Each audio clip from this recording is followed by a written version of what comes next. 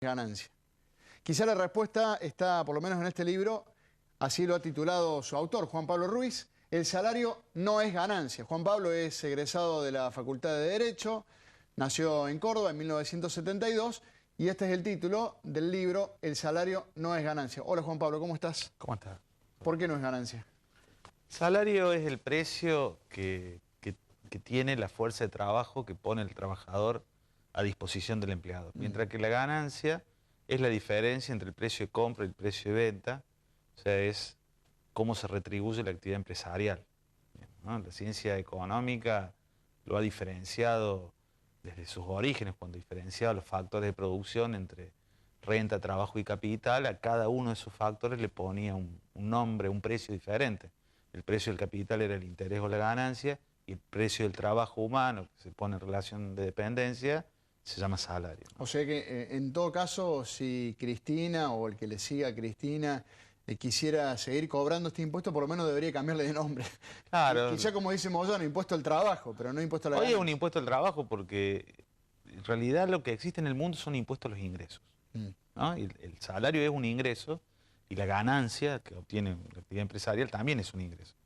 Y como todo impuesto, en el mundo se protege a los sectores de menores ingresos, se los excluye y solo se grava a los sectores que tienen mayores ingresos. En nuestro país no es así, existe un impuesto a las ganancias, que es una ley tiene una lógica, es muy lógica, está muy bien hecha, pero es para aplicar casualmente las ganancias de la empresa. Y por un artilugio legal, por una trampa que hace el Estado, se empieza a aplicar a través de los trabajadores. Porque el origen de la cuarta categoría era había una actitud de ilusión por parte de las empresas que hacían figurar como trabajadores a sus directores, les pagaban altísimos salarios, que no eran salarios, sino que eran unos adelantos de utilidades. Entonces, para evitar esa maniobra se crea la cuarta categoría en el año 73. Y ahí queda la cuarta categoría. Y bueno, este gobierno, a partir de no actualizar los elementos que integran la ley, que es el mínimo no imponible y las escalas del artículo 90, empezó a incorporar cada vez más gente y hoy es un impuesto que grava a los trabajadores principalmente. O sea, parte del salario o parte del aumento que te dan va a tu bolsillo y parte se le queda del Estado. O sea que no Claro. todo lo que te dan en aumento después de las paritarias llega finalmente a tu... Esto tiene que ver porque se le está negando a los trabajadores del año 2007 esta parte el reconocimiento del ajuste por inflación. Si hubiera habido un ajuste por inflación en el impuesto, hoy la masa de trabajadores que estaría alcanzada por el impuesto sería mínima. Como fue en la década del 90. En la década del 90 el 3,4% fue alcanzado por este impuesto.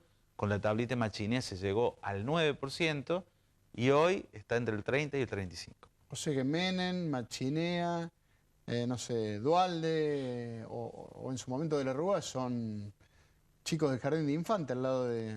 Y sí, porque o sea, el Estado está haciendo trampa. La ley le impone al Estado Nacional una obligación, que es actualizar anualmente las escalas del artículo 90. Eso es obligatorio. Artículo 25 Lo dice de la ley. Exactamente. Y Y el este Estado gobierno Nacional no lo hace desde hace 13 años, o sea, las escalas son las mismas desde hace 13 años, como si 10.000 pesos en el año 2001 fueran lo mismo, o tuvieran el mismo poder adquisitivo, poder de compra, que 10.000 pesos hoy.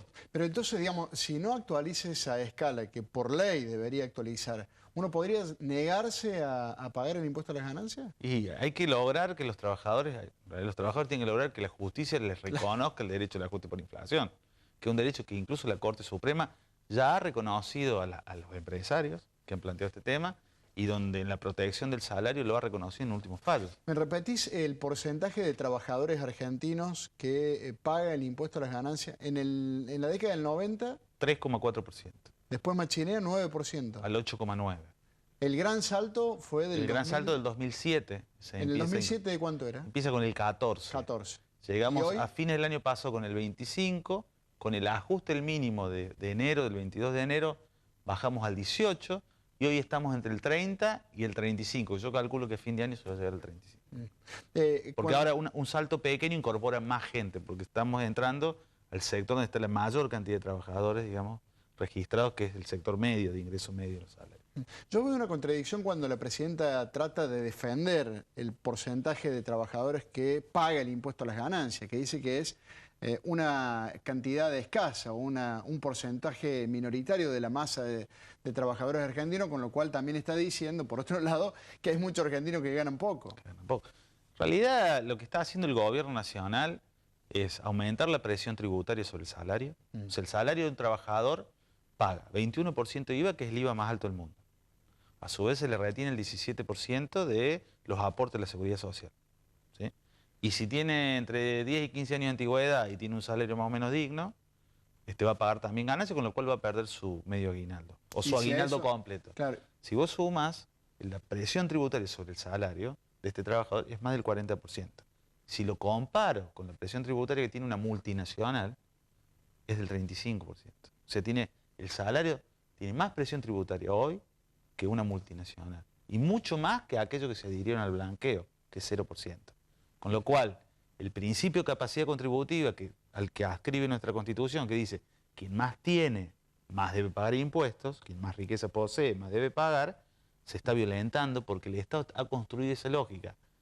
Está aplicando impuestos a grandes cantidades de personas, donde les cobra poco, pero le disminuye la presión tributaria a los sectores más concentrados de la economía. Por eso los que más lo sufren son los trabajadores de clase media. Claro, los trabajadores que tienen una antigüedad, que tienen gremios fuertes, que han logrado estabilidad laboral, conquistas sociales, ¿sí? Esos son los que más ataca. Por supuesto, los trabajadores precarizados que están en negro, este impuesto no los ataca. A estos los ataca la ilegalidad y la falta de control por parte del Ministerio de Trabajo que permite el trabajo en negro. Una más, Juan Pablo, agradeciéndote la gentileza por venir.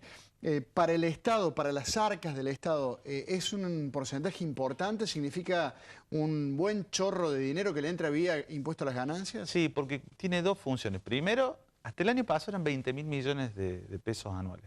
Este año se aumentó un 47%. O sea, estamos llegando a los 30.000 millones de pesos anuales en concepto de este impuesto. Pero además hay una cosa más grave. El salario, históricamente, desde el Estado moderno argentino, ha sido la forma de distribuir la renta, de distribuir la riqueza. O sea, la torta, digamos, la forma de construir la justicia social es protegiendo el salario, ¿no? Dándole al trabajador derechos sobre su salario, ¿sí? Lo que hace este impuesto, además de quitarle el aguinaldo ya a muchos de esos trabajadores, lo que está haciendo es utilizar el salario como herramienta antiinflacionaria. O sea, deprime la demanda, no.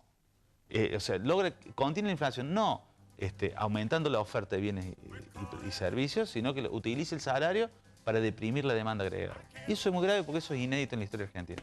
Y eso es algo que seguramente las tensiones van a seguir aumentando si no se encuentra una respuesta política y jurídica también a este problema.